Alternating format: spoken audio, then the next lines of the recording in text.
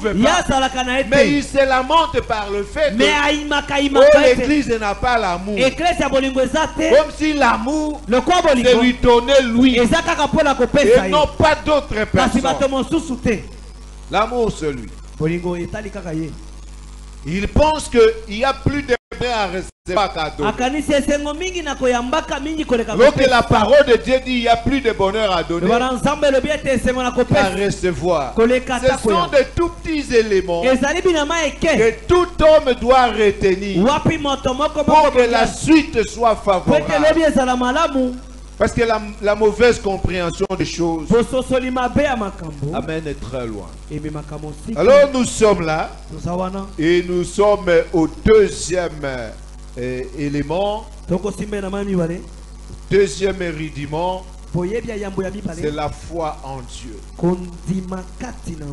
Et nous sommes en train de parler, nous étions en train de parler sur les énigmes qui le sont par les hommes. Comment sommes-nous arrivés là? Sommes arrivés là?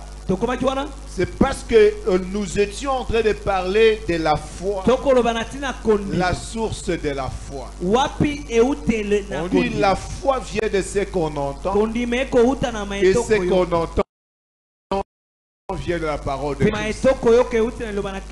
Et le Seigneur Dieu est l'auteur et le consommateur de notre vie. Alors, mais en parlant de la foi qui vient de ce qu'on entend, le Seigneur met en exergue la parole. Et il montre que pour que cela soit parole de Dieu, il fallait que celui qui amène cela soit envoyé de Dieu. Or, le Seigneur Jésus, en évoquant cet élément-là et en montrant que la parole de Dieu est conditionnée par la mission de la personne. Donc il n'y a pas moyen d'isoler la parole de la personne. Que l'on montre que la foi véritable est basée sur trois choses: sur l'écriture, sur la parole et sur l'homme de Dieu. Parce que le Seigneur montre dans Romains 10, là où nous étions, que quiconque invoquera le nom du Seigneur sera sauvé. Et pour invoquer le nom du Seigneur, il faut avoir entendu parler de lui. Et pour entendre parler du Seigneur, il faut qu'il y ait quelqu'un qui prêche. Et pour qu'il y ait quelqu'un qui soit considéré comme prédicateur, il envoyé.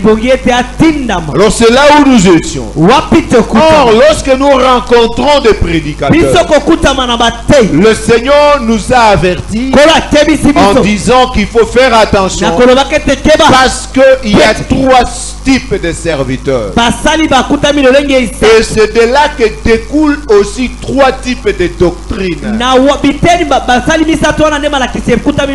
De par l'origine, de par ce qu'ils sont devenus, on dit qu'il y a des eunuques qui le sont dès la naissance, dès le ventre de leur mère. Et il y a de ceux qui le sont par les autres.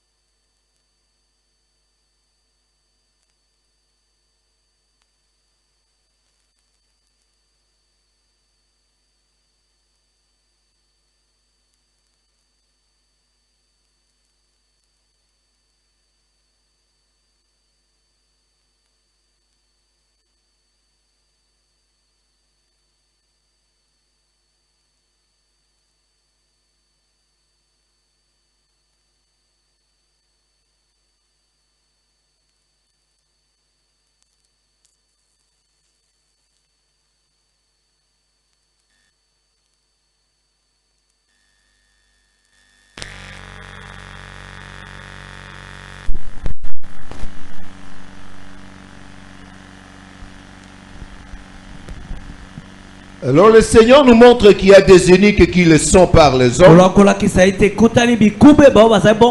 Il y a de ceux-là qui le sont par eux-mêmes. Et tout cela à cause du royaume. Là, ce Matthieu 19. Le 12e verset. Car il y a des eunuques qui le sont dans le ventre de leur mère. Il y en a qui le sont devenus par les hommes. Il y en a qui se sont rendus tels eux-mêmes à cause du royaume des cieux. Que celui qui peut comprendre comprenne. On ne dit pas que pour le royaume des cieux, mais à cause du royaume. Parce que l'on était en train de prêcher le royaume. Alors les uns, à partir de cette prédication du royaume de Dieu, les uns ont choisi eux-mêmes. Et là, c'est une bonne affaire. Nous devons être des eunuques. Mais les autres ont été associés. On les a appelés deviens un eunuque. Alors c'est là où nous étions la fois passée.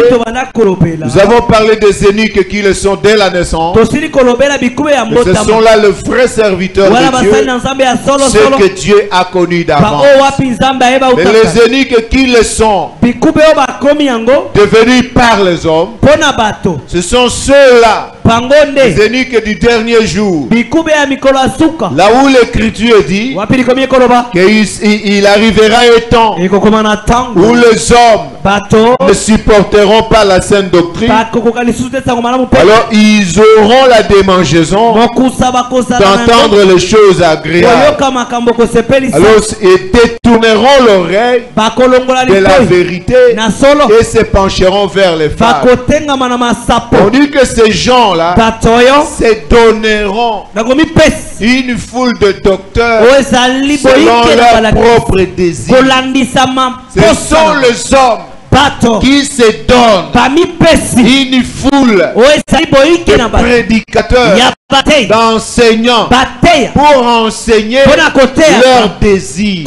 Ce sont ceux-là que l'on amène par exemple dans une école de théologie pour qu'ils deviennent des pasteurs à travers la théologie et qu'ils se le donnent afin qu'ils reviennent vers leur secte pour enseigner les désirs de la secte, pour enseigner la volonté des hommes. Contrairement à l'apôtre Paul qui dit que lorsque nous enseignons, nous ne cherchons pas à plaire aux hommes. Parce que si nous cherchons à plaire aux hommes, nous ne serons plus serviteurs de Christ. Parce que ceux-là, n'étant pas des serviteurs de Christ, étant des serviteurs des hommes, ils prêchent pour plaire aux hommes. Et ce sont ceux-là qui enseignent la doctrine des hommes.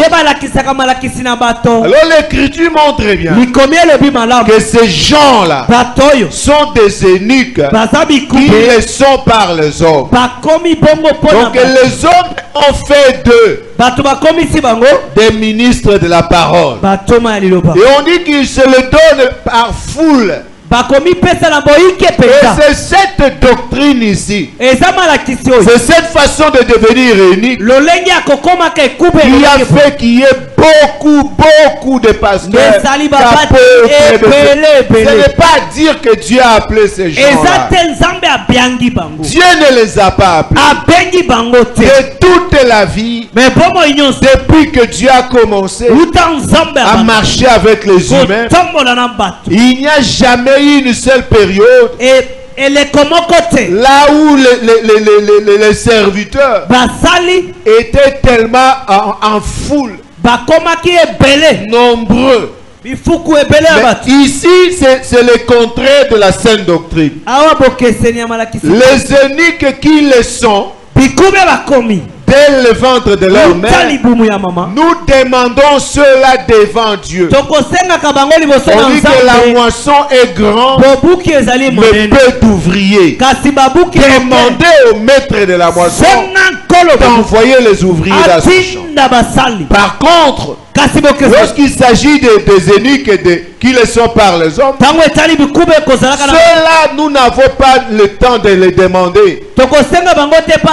Parce que d'abord, nous-mêmes, nous sommes capables de se l'octroyer et prendre des foules de gens, les amener à l'école, dans une formation, et leur donner des titres pasteur, évangéliste. C'est là où vous trouvez des évapasses, évangéliste, pasteur. Oh, pasteur évangéliste. Et c'est normal. Et chaque année, on peut les nommer comme on veut. Mais tu es devenu prophète. Tu n'es plus apôtre. Tu es devenu pasteur responsable. Tu n'es plus un pasteur irresponsable. Et tout ça. Parce que là où on trouve des pasteurs responsables, donc il y a des pasteurs irresponsables. Et tout cela, c'est l'homme. Ce sont des eunuques qui le sont par les hommes. Dieu ne fait pas confiance à ces eunuques-là. C'est là où vous trouvez ils ont des difficultés pour se maintenir dans la sainte doctrine. Ils ont des difficultés pour bâtir selon la sainte doctrine. Parce qu'ils ne sont pas faits pour ça. Ils recherchent ce qui plaît aux hommes. Ce qui plaît aux hommes. On dit que pour le moment, de tels enseignements, non. Vous savez ce que les hommes aiment pour le moment. Il faut leur parler, par exemple, de la prospérité. Il faut leur parler sur ceci. Alors vous verrez qu'ils vont donner. Parce qu'il faut plaire aux hommes. Chacun doit plaire à celui qui l'a envoyé. À celui qui l'a envoyé. C'est ainsi que l'apôtre Paul, en parlant à l'évangéliste Timothée, d'une autre manière, il lui dit ceci, et il naît des soldats qui s'embarrassent des affaires de la vie s'il veut plaire à celui qui l'a enrôlé. Donc il faut plaire à celui qui t'a enrôlé. Alors tu ne dois pas t'embarrasser des affaires de la vie. Oh la vie, comment j'aurai des pasteurs, comment j'aurai des... Et tu es là embarrassé. Lorsqu'on veut plaire à celui qui t'a enrôlé, on ne peut pas s'embarrasser des affaires. Et l'athlète n'est pas couronné s'il n'a pas combattu suivant le rêve. Et le Seigneur était en train de parler dans ce langage.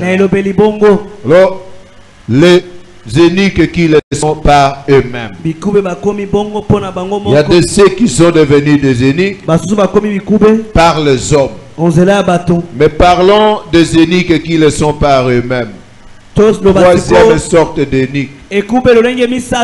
Parce qu'il y a ceux qui le sont dans le ventre, ceux qui le sont par eux-mêmes, par les hommes, et ceux qui le sont par eux-mêmes. Contrairement à cette deuxième série d'eunuques, les eunuques qui le sont par les hommes, il y a des eunuques qui le sont par eux-mêmes. Donc personne ne connaît le mécanisme par lequel ils sont devenus eunuques. Par leur simple volonté. Cette volonté-là ne vient pas forcément d'eux. Ça vient d'un monde spirituel. Parce que quelqu'un se lève Et il se dit que moi je suis unique. Et c'est parti. Et la personne prospère dans ça. Ce sont ces gens-là que les apôtres considérés comme des imposteurs. Le lecteur peut chercher à lire 1 Timothée. 2 Timothée chapitre 3e. Il va lire 13 à 17. 2 Timothée. Nous lisons au nom de Jésus-Christ. Mais les hommes méchants et imposteurs avanceront toujours plus dans le mal, égarant les autres et égarés eux-mêmes. Toi, demeure dans les choses que tu as apprises et reconnues certaines, sachant que tu les as apprises. Sachant de qui tu les as apprises. Dès ton enfance, tu connais les saintes lettres qui peuvent te rendre sage à salut par la foi en Jésus-Christ.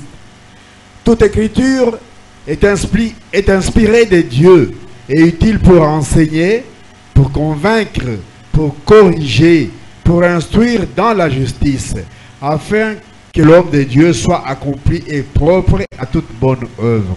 Amen. Amen. Il dit qu'il y a des hommes imposteurs. Il y a des imposteurs qui sont égarés et ils égarent aussi les autres. Un imposteur, c'est quelqu'un qui se fait passer pour ce qui n'est pas, alors qu'il est autre chose.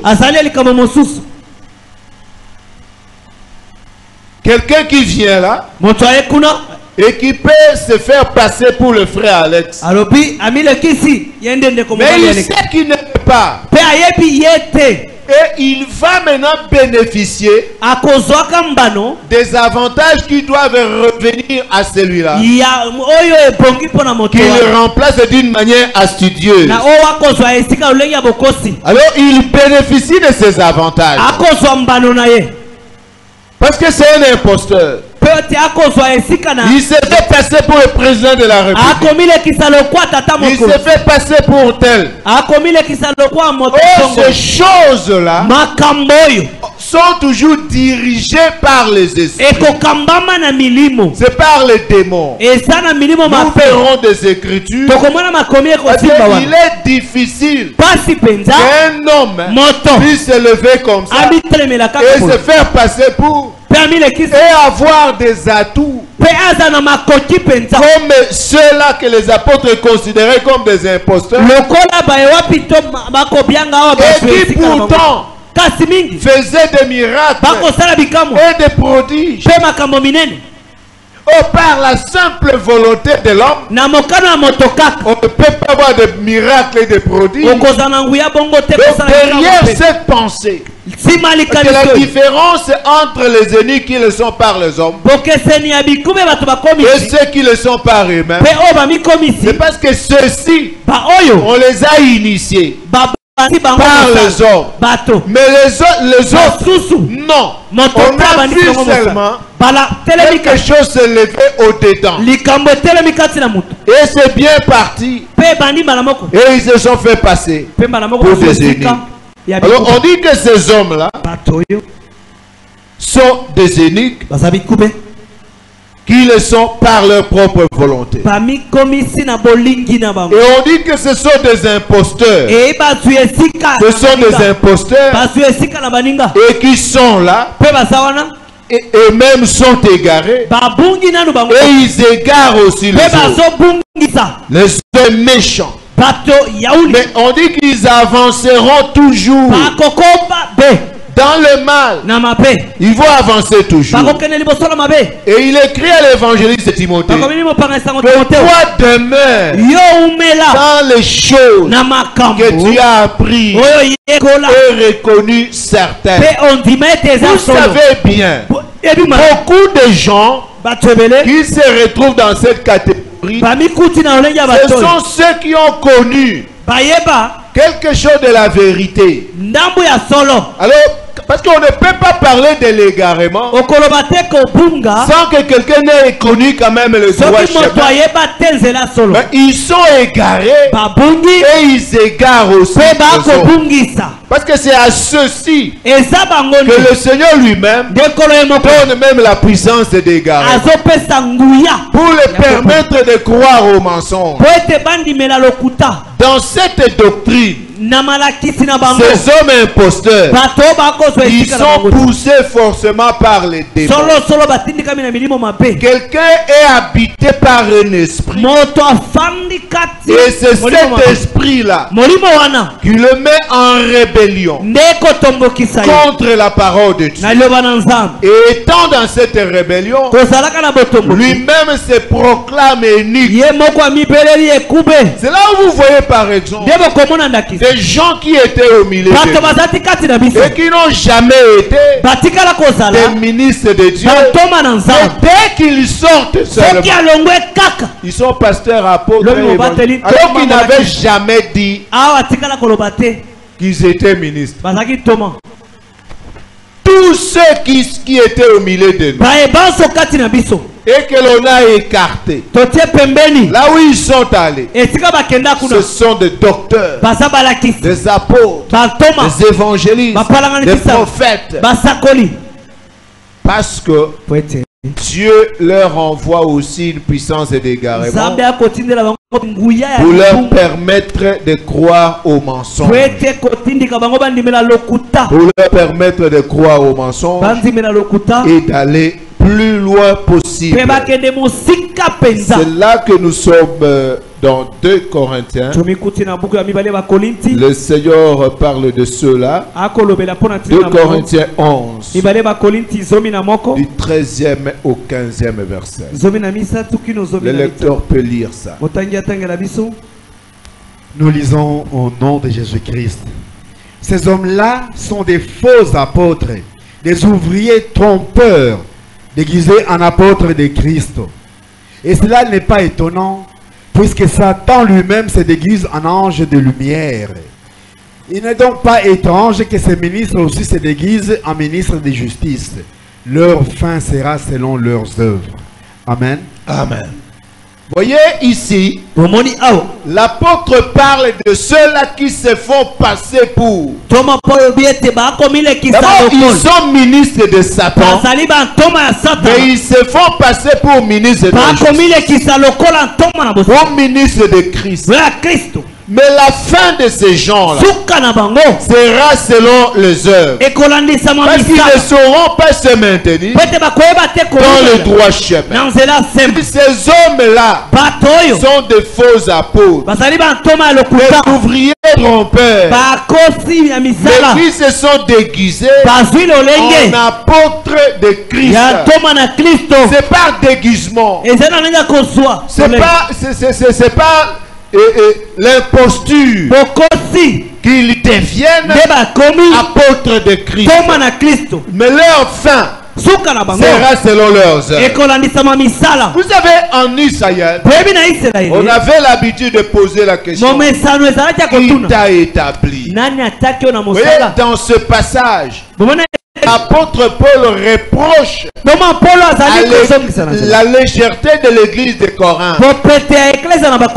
Si quelqu'un vient chez vous et vous annonce un autre évangile, vous prêchez un autre Jésus et vous donne un autre esprit et vous le supportez fort bien. Là, si vous lisez 2 Corinthiens ici 11, à partir du 4e verset, l'apôtre Paul dit qu'il était jaloux, une jalousie de Dieu. Parce que je vous ai fiancé à un seul époux. Pour vous donner en mariage. Vous présenter à Christ.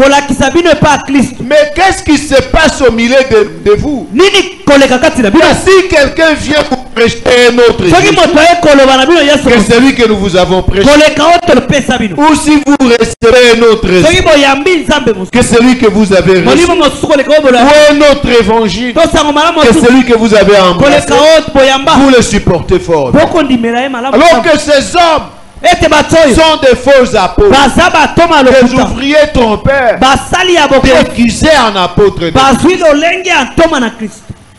Parce que cela n'est pas étonnant. Parce que Satan lui-même se déguise en ange de lumière. Que ce ministre se déguise en ministre de justice.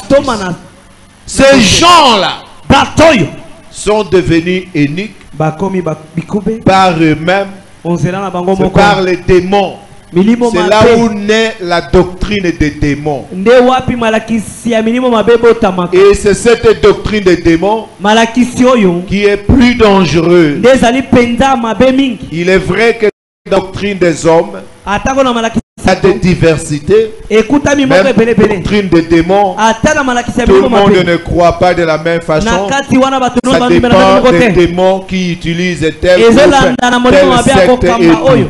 C'est ce qui est dit là. Parce que si vous regardez, vous allez trouver les doctrines des démons. Beaucoup. Et on parle aussi les doctrines des hommes. Parce que vous n'allez pas dire que les gens de l'église de réveil sont les mêmes que les protestants. Non, c'est différent. Même s'ils auraient constitué une seule association, ou alors un seul embrachement, mais il y a des choses diverses là-dedans.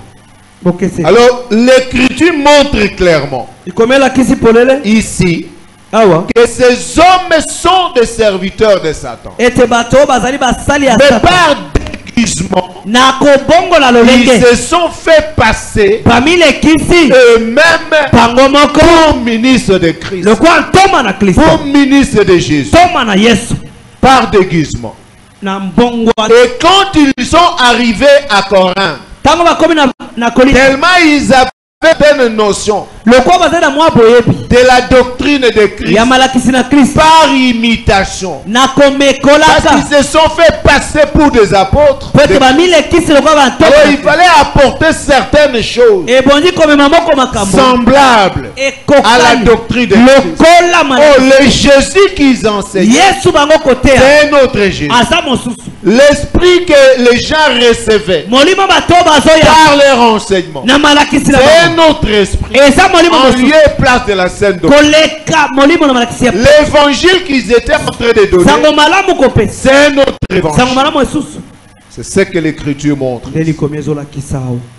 C'est pour cette raison qu'en Israël, ils ne croyaient pas seulement à quelqu'un parce qu'il a dit qu'il est prophète.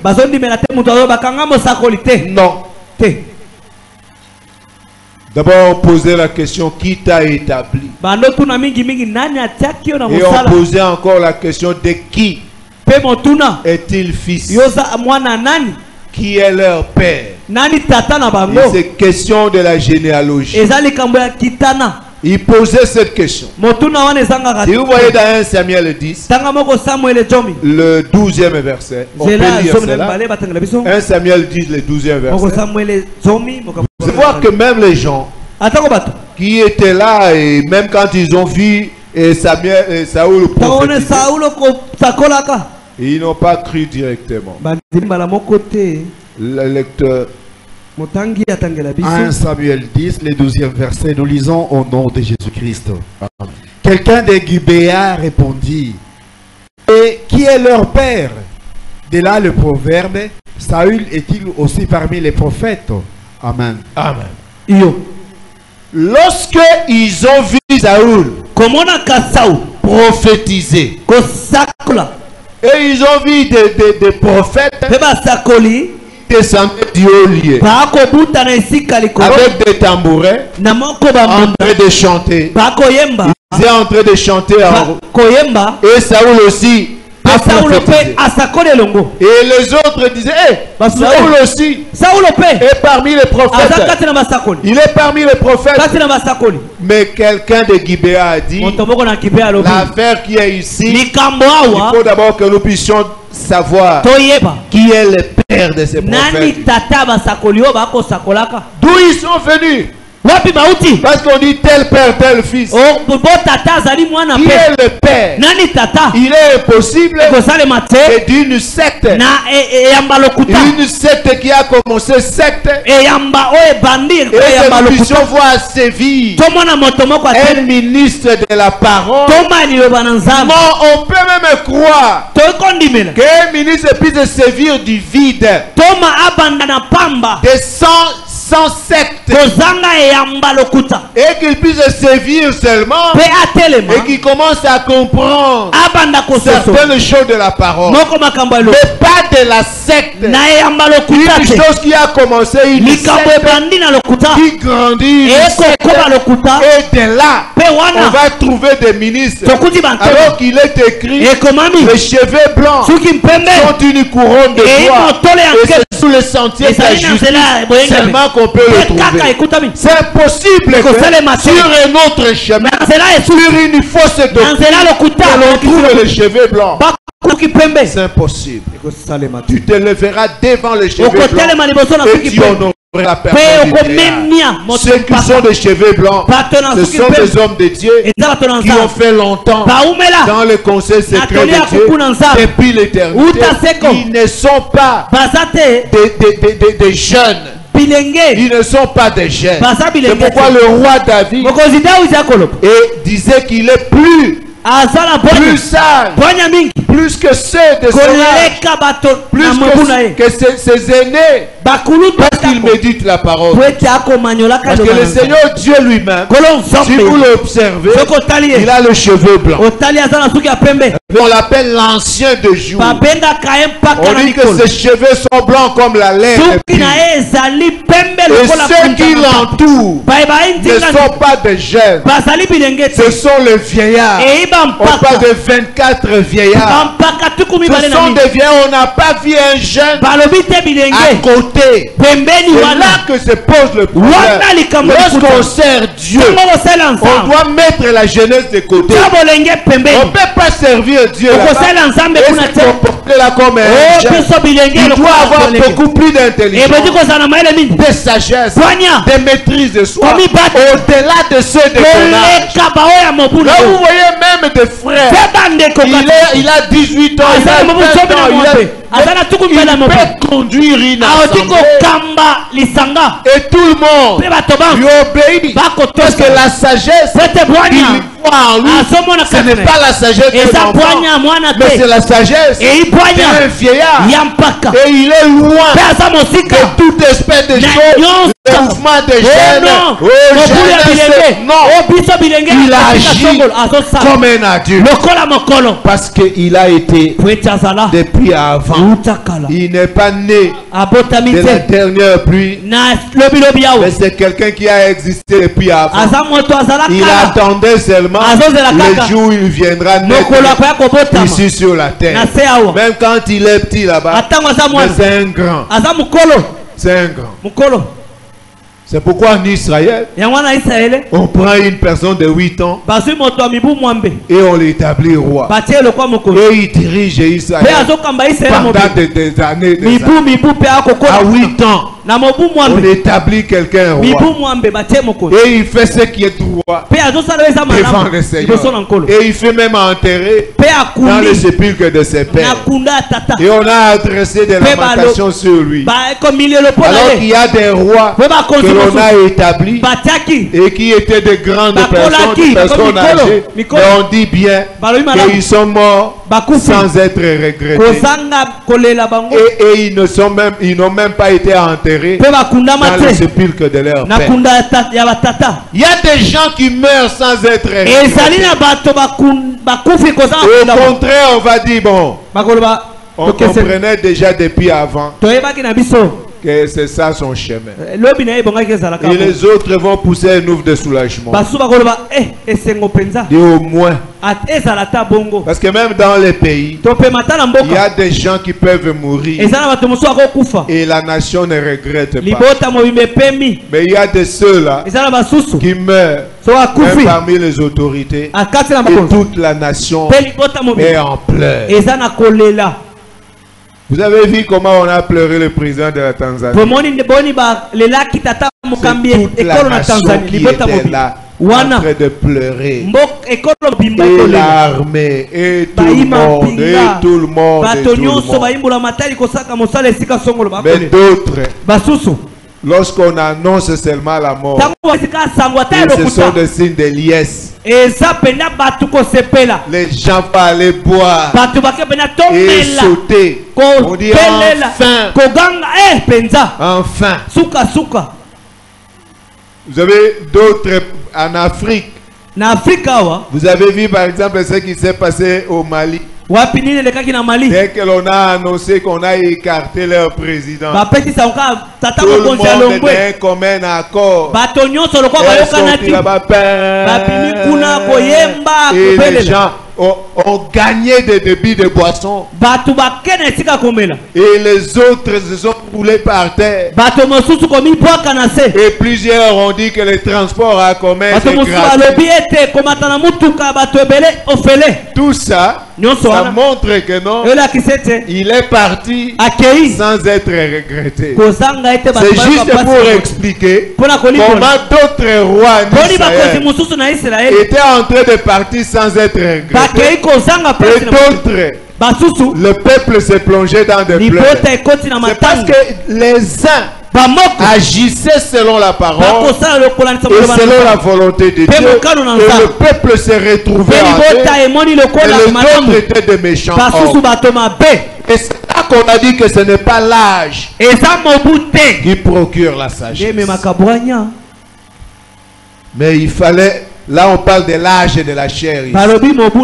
Mais l'âge procure la sagesse. Le vrai âge est là. Les vieillards qui le sont. C'est là que repose la sagesse. Et ce sont ceux-là que l'on dit que tu t'élèveras devant les cheveux blancs. On aura la personne du vieillard. On dit qui est leur père et qui t'a établi. Mais quand toi tu racontes quelqu'un parce qu'il prêche, c'est vraiment serviteur de Dieu, homme de Dieu, n'agissez pas comme l'église de Corinthe. L'église de Corinthe, l'apôtre Paul a regretté. Quelqu'un vient chez vous, vous ne posez pas d'abord qui t'a établi et qui est le père de celui-là. Vous le recevez alors qu'il prêche un autre Jésus, un autre esprit, un autre évangile. C'est pour cette raison que dans la Sainte Doctrine, Dieu avait établi des sacrificateurs dans les temples comme des inspecteurs. On dit pour empêcher toute personne qui est fou et qui veut se faire passer pour un prophète. Voyez, il y avait l'inspection. Voyons Jérémie.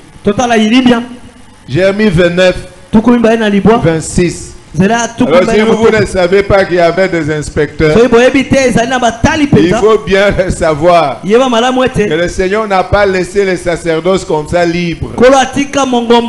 Ceux qui étaient sacrificateurs n'avaient pas seulement le devoir de servir, mais aussi de protéger les sacerdoces, de protéger Israël pour que les fous ne se fassent pas passer pour des prophètes. Jérémie 29, 26. Nous lisons au nom de Jésus-Christ. Amen.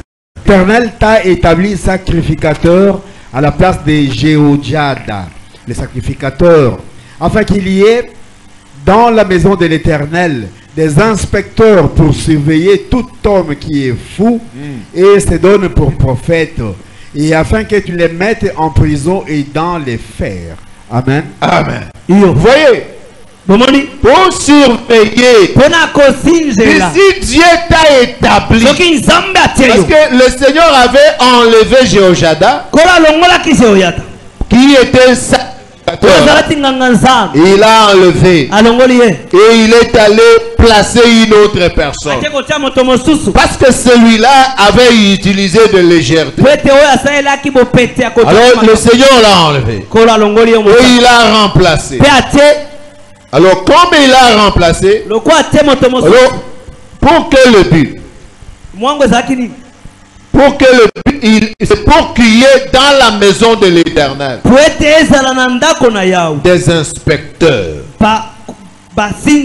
Afin qu'il y ait dans la maison de l'Éternel des inspecteurs pour surveiller tout homme qui est fou et se donne pour prophète, et afin de les jeter en prison, et pas seulement en prison, mais les lier dans les fers avec des chaînes de fer dans la prison, parce qu'il constitue un danger. C'est là où vous voyez l'apôtre Paul dit que toute personne qui apporte une autre doctrine et qui ne s'attache pas à la doctrine, c'est un homme qui souffre, il est fou, et on dit bien qu'il a la maladie des questions oiseuses et des disputes des mots pour naître l'envie, les mauvais. Lisons cela et expliquons par la suite. Nous sommes dans Timothée. 1 Timothée 6. 1 Timothée 6. Nous pouvons lire à partir, le lecteur s'apprête pour lire à partir du 3e verset. Et le 3e verset pour chuter au 5e. Nous lisons au nom de Jésus-Christ. Si quelqu'un enseigne des fausses doctrines et ne s'attache pas aux saines paroles de notre Seigneur Jésus-Christ et à la doctrine qui est selon la piété, il est enflé d'orgueil. Il ne sait rien et il a la maladie des questions oiseuses et des disputes des mots, d'où naissent l'envie, les querelles, les calomnies, les mauvais soupçons, les vaines discussions d'hommes corrompus d'entendement, privés de la vérité et croyant que la piété est une source d'égarement. Amen. Amen. Amen. Si quelqu'un enseigne de fausses doctrines et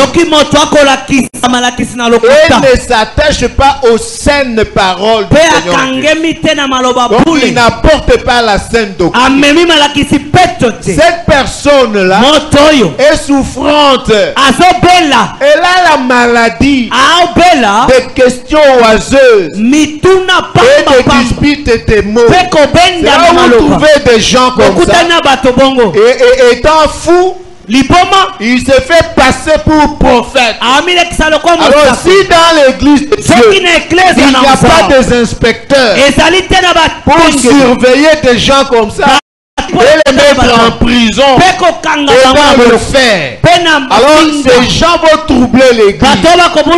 On dit que de cette façon-là va naître des disputes, des calomnies, les querelles, l'envie et les mauvais soupçons. Vous allez vous retrouver qu'après un certain temps, les hommes deviennent envieux. Il y a toujours des querelles parmi les frères.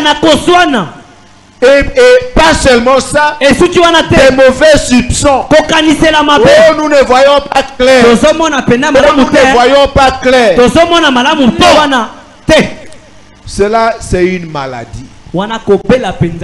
Et là, on a dit que c'est la folie. C'est la folie.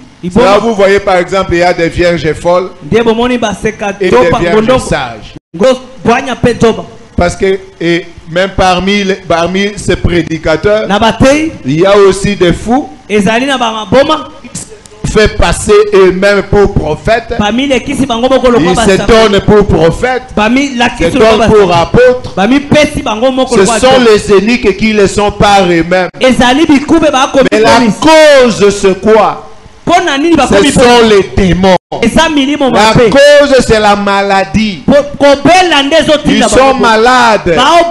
C'est pour cette raison que l'on dit bien qu'un peu de folie peut l'emporter sur beaucoup de sagesse et de gloire. C'est là que l'on dit bien et qu'il faut protéger l'huile, parce que les mouches mortes infectent et font fermenter l'huile du parfumeur. Un peu de folie l'emporte sur beaucoup de sagesse et de gloire. Et tout serviteur de Dieu, tout enfant de Dieu doit protéger l'huile. Parce qu'il est dit que tes habits soient toujours blancs, que tes vêtements soient toujours blancs, et que l'huile ne manque pas sur ta tête. Mais attention, en tant qu'un parfumeur, donc un prédicateur, celui qui donne le parfum, celui qui apporte le parfum. Parce que quand nous enseignons, nous apportons le parfum. Alors en tant que parfumeur, on dit que les mouches mortes peuvent tomber sur l'huile et amener deux choses. Il y a d'abord la fermentation et l'infection. Donc il y a la levure et les bactéries qui seront là-dedans. Et à partir de ce moment-là, quand la levure et ça devient maintenant, ça apporte maintenant la fermentation. Alors vous allez vous retrouver que vous serez dans la confusion. Vous serez dans la confusion. Et les bactéries vont produire avec tout une infection qui va se généraliser. Tandis que la levure a amené la folie au-dedans de toi. Et tu es fou. Et par cette folie-là, tu te fais passer pour ce que tu n'es pas. Au-dedans de toi, ça te dit quelque chose. Que non, je ne suis pas n'importe qui. Moi, je pense que je suis un apôtre. De la manière dont je me vois, en tout cas, je pense que c'est ça. Parce que déjà, quelque chose est entré. Tu es infecté.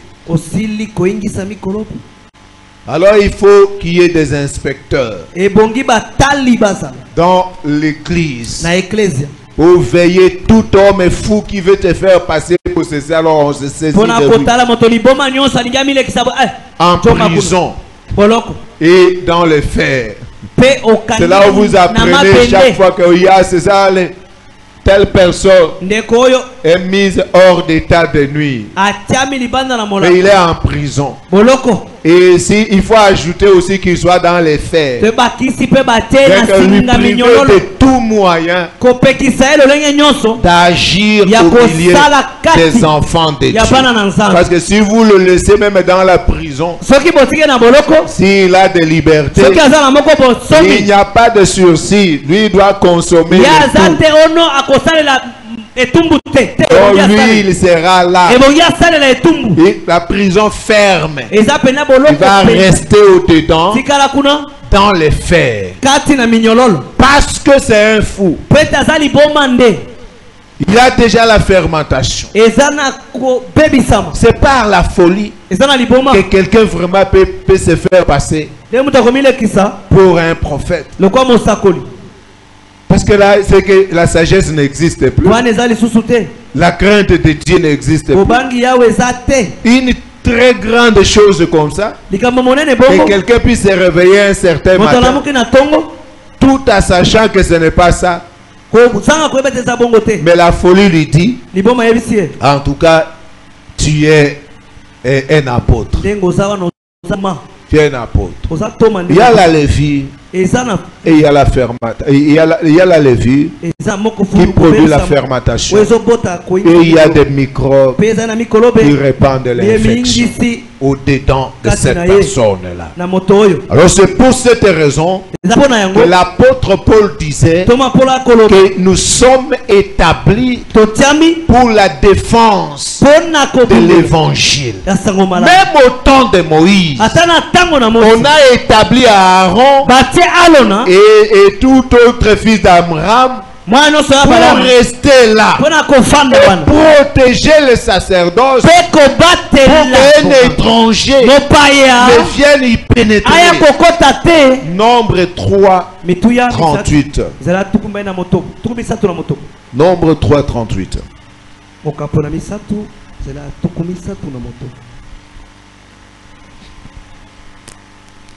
Nombre 3, 38, nous lisons au nom de Jésus-Christ. Amen. Moïse, Aaron et ses fils campaient devant le tabernacle à l'orient, devant la tente d'assignation, au levant. Ils avaient la garde et le soin du sanctuaire, remis à la garde des enfants d'Israël. Et l'étranger qui s'approchera sera puni de mort. Amen. Amen. Moïse, Aaron et ses fils, ils campaient devant le tabernacle à l'orient, là où il y avait l'entrée du tabernacle. Et qu'est-ce qu'ils étaient en train de faire? Ils avaient des épées, mais ce qu'ils étaient en train de faire, ce sont deux choses: prendre soin du sanctuaire et empêcher tout étranger, vérifier tout celui qui peut passer par là s'il n'est pas un étranger. Mais si on trouve que c'est un étranger et qui pénètre dans le sanctuaire pour se faire passer pour un sacrificateur, il était puni de mort immédiatement. Parce que l'église d'Éphèse a grandi. On dit que tu as éprouvé ceux qui se disaient apôtres et qui ne l'étaient pas, et tu les as trouvés menteurs. Quand le Seigneur est en train de féliciter l'ange et l'église d'Éphèse, on dit, écrit à l'ange de l'église d'Éphèse: je connais tes œuvres. Je connais tes œuvres, ton travail, ta persévérance. Je sais que tu ne peux supporter les méchants et que tu as éprouvé ceux qui se disent apôtres et qui ne le sont pas, et tu les as trouvés menteurs. Il faut que l'église grandisse, que soit à mesure, pas seulement ici, partout là. Parce que même dans vos maisons, il est très difficile que quelqu'un vienne ici pour s'étaler qu'il est apôtre. Il peut le dire peut-être avant d'écouter les éducateurs qui sont ici. Mais lorsqu'il va les écouter, il va dire en réalité: je ne suis pas un prophète. Nous avons reçu des gens comme ça, qui étaient pasteurs, qui étaient... Mais quand ils sont venus au milieu de nous et qu'ils ont écouté les prédicateurs, après ils ont régné. C'est là. Nous avons aussi vu quelque part, là où les gens ont commencé à régner, qui n'étaient pas des prophètes. Alors l'écriture montre qu'à ce temps-là, les autres vont se donner, vont révéler et dire: non, je ne suis pas un prophète, mais je suis un menuisier. Vous voyez, il dit: je ne suis pas un prophète. Alors qu'au départ, il était en train de dire qu'il est un prophète. Dans le livre de Zacharie, Zacharie 13,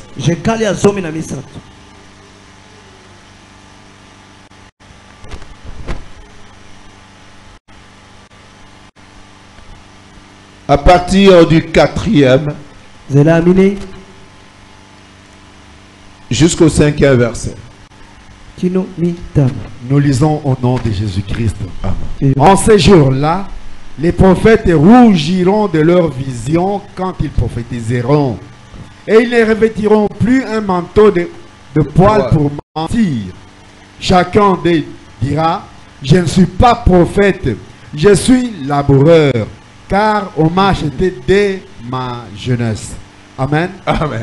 On dit qu'en ce jour-là, comme il y aura de la lumière, qu'est-ce qui arrivera? On dit il y a un endroit là où les prophètes vont rougir de leur vision. Et chacun va commencer à dire, je ne suis pas un prophète, je suis un laboureur.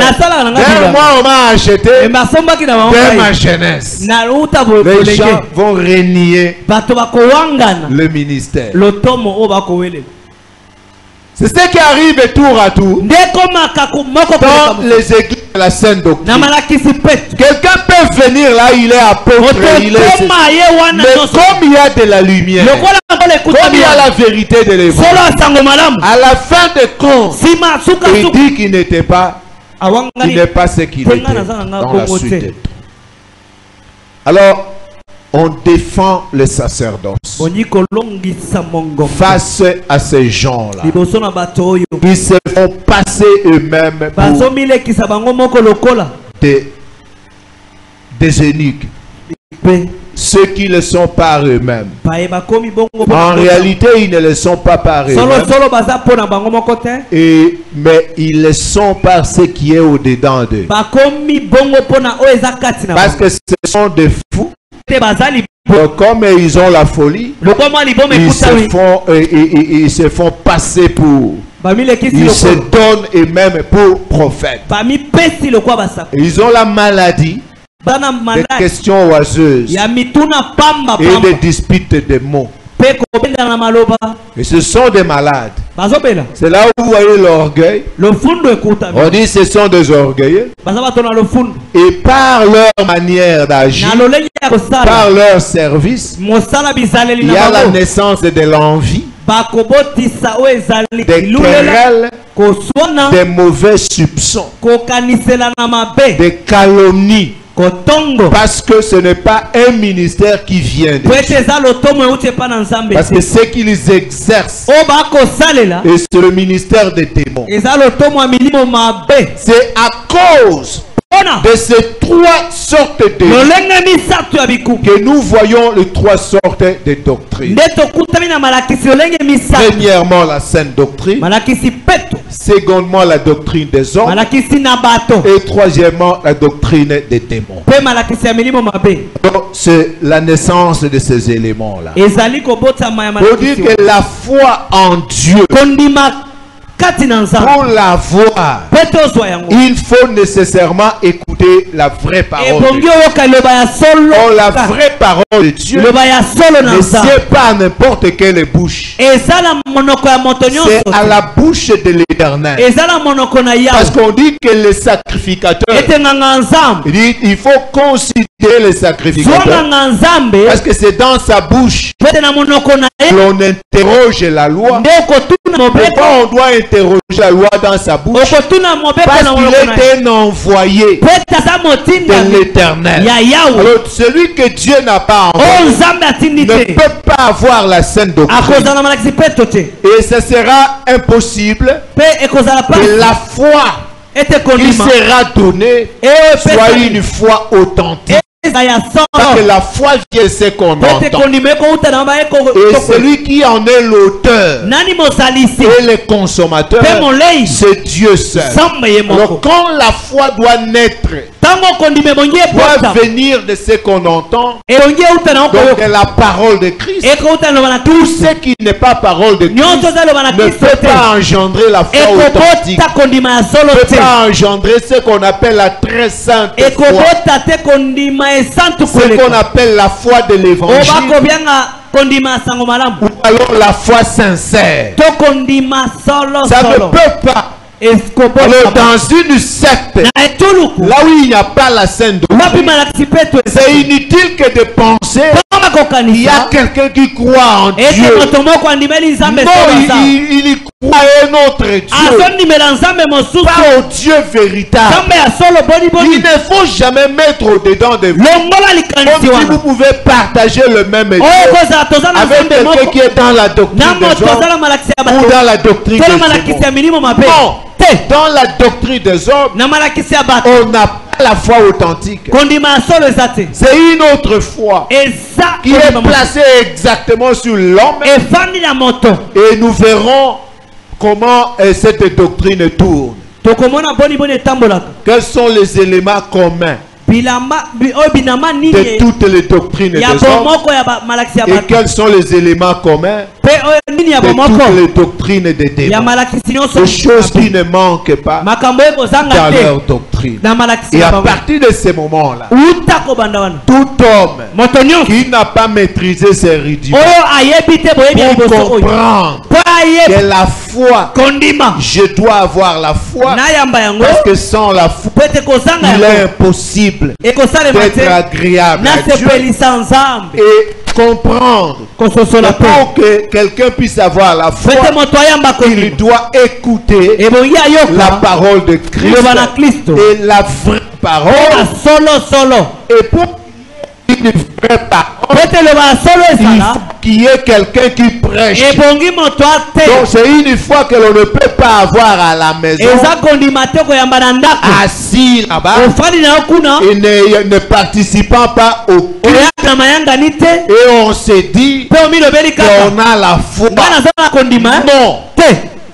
Et cette foi, celui qui prêche doit être quelqu'un qui est envoyé de Dieu. Une personne dans la bouche de laquelle on peut demander, interroger la loi étant un envoyé de Dieu. Parce qu'on dit comment y aura-t-il des prédicateurs alors qu'ils ne sont pas envoyés. Il faut que quelqu'un soit envoyé. Et en comprenant au moins ces éléments, alors tu auras la notion de la source de la foi. Et tu ne considéreras pas les gens qui sont là-bas, tout cela, tu les considères comme tes frères, comme tes soeurs, tout en étant dans la fausseté. Parce que le fait de considérer les choses montre clairement qu'il ne maîtrise pas les rudiments. Et quand on comprend la foi en Dieu, on sait séparer ce qui est vrai et ce qui est faux. On en connaît l'origine. Et le fait que tu connais que celui-ci n'écoute pas la vérité, tu ne peux pas avoir une pensée au-dedans de toi qui partage le même Dieu avec toi.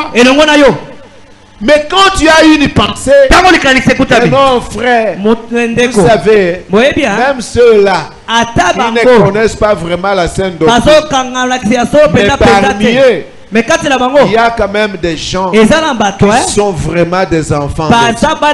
Donc tu es foutu.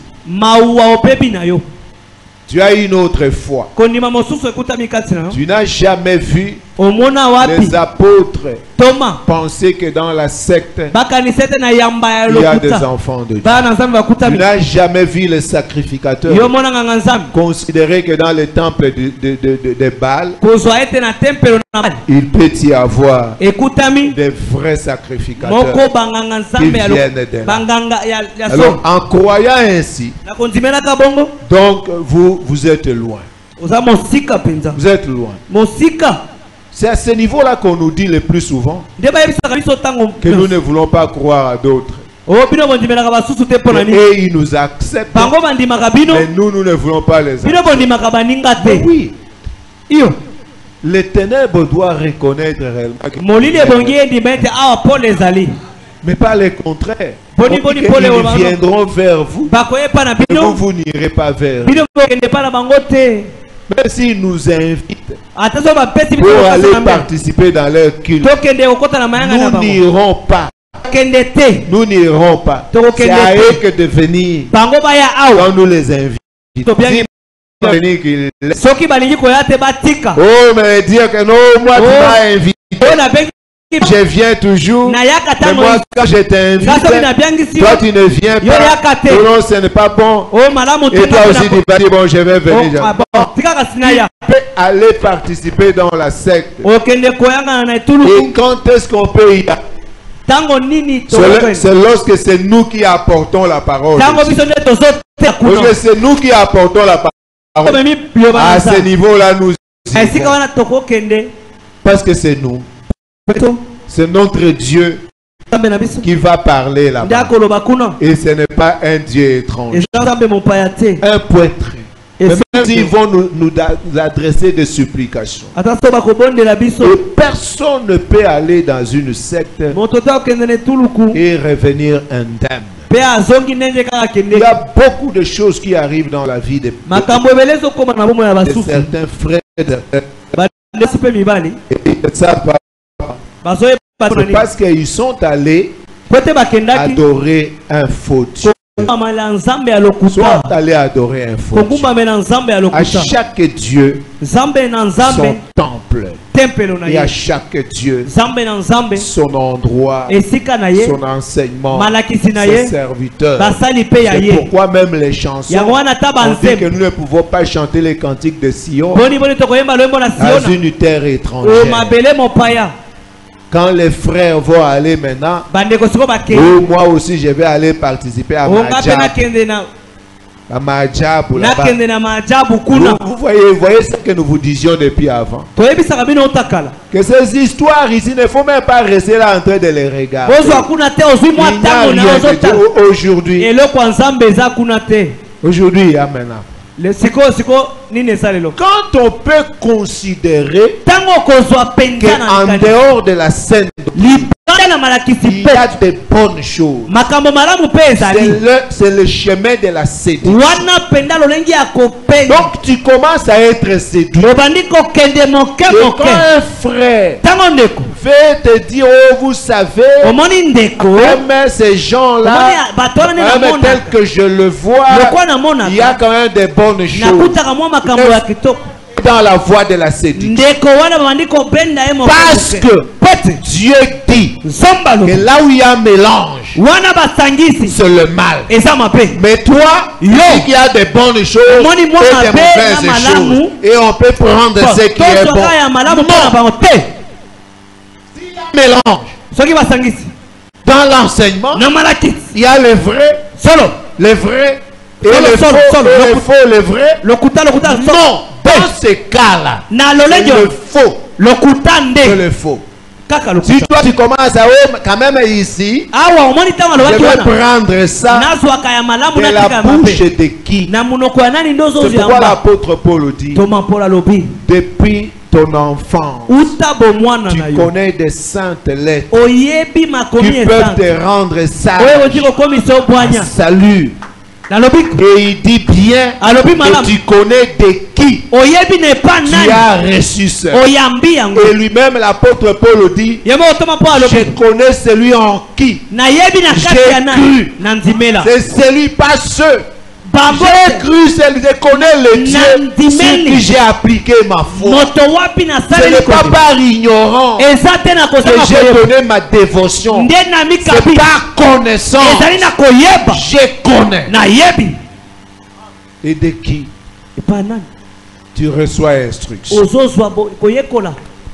C'est là où vous voyez on est ici. Mais les frères là à la maison, quand il est malade, oh non, quand même, hein. Dieu c'est Dieu seulement. Dieu c'est Dieu seulement. Et le pasteur qui est ici à côté, viens prier pour moi. Oh, pasteur, viens prier. Bon. C'est pour la prière seulement. On dit que vous devez prier avec qui? Avec ceux qui invoquent Dieu d'un cœur pur. Vous voyez, on dit vous c'est avec ceux-là. Vous ne pouvez pas prier avec qui? Recherchez le Seigneur avec ceux-là qui l'invoquent d'un cœur pur. Où est-ce qu'ils ont eu le cœur pur?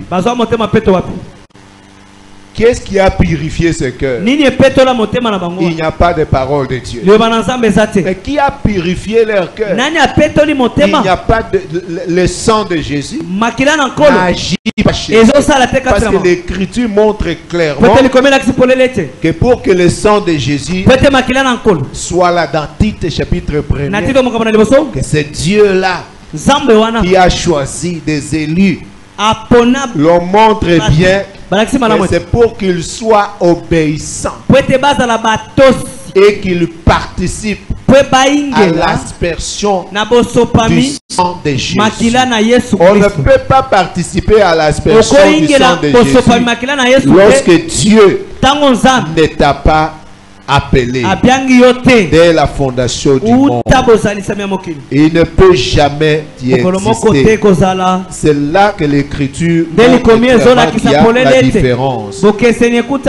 Alors Paul était en train d'écrire à Tite, pour le serviteur de Dieu, apôtre de Jésus-Christ, pour la foi des élus de Dieu et la connaissance qui est selon la piété, lesquels reposent sur l'espérance de la vie éternelle promise dès le plus ancien temps par le Dieu qui ne m'a pas et qui a manifesté sa parole en son temps par la prédication qui m'a été confiée d'après l'ordre du Dieu éternel.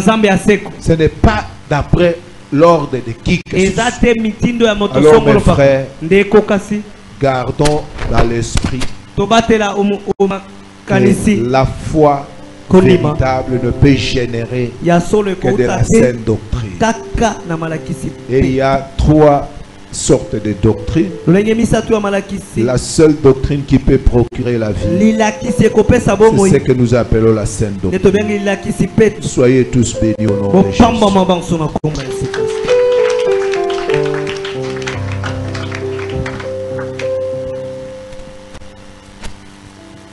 Jésus.